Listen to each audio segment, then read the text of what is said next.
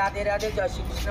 আমি বলছি মধুমাসি বারাসাতে, মধুজা নন্দী, আর উনি আমার গুরু রীনামাসি বারাসাত। তারা রয়েছি, আমরা এই ভারতবর্ষের নাগরিক, আমরা এই ভারতবাসী, আমরা এইখানকার মানুষ। আমরা এই ঢাকার লালবাগ থেকে নাচি মিত্রে জানানো হচ্ছে কাজল হাজি, তার বাড়ি হচ্ছে ঢাকা নানান রকম অত্যাচার করবে কেন? আমাদের নানান রকমের রাস্তায় দেখলে বিভিন্ন রকমভাবে টর্চার। আমাদের রাইট টু লিগাল রাইটস আছে, আমাদের এই বেসিক রাইটসগুলোকে কী করে ওনারা ভঙ্গন করে?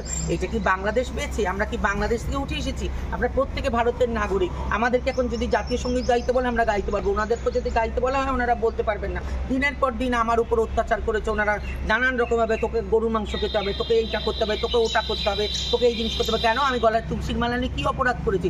আজকে আমরা বাংলাদেশ, আমরা এখানকার ইন্ডিয়ান বাচ্চা, আমরা হিন্দু, ইন্ডিয়ান, মুসলমান, আমরা সব একটা হয়ে থাকবো। আমরা প্রত্যেকে হাতে হাত রেখে আমাদের ভারতবর্ষের নাগরিক, ভারতবর্ষ আমরা সব একসাথে থাকবো। সেইটা না করে বাংলাদেশিরা কীভাবে আমাদের উপরে এরকম ধরনের ছড়ি কাটি চালা? তারা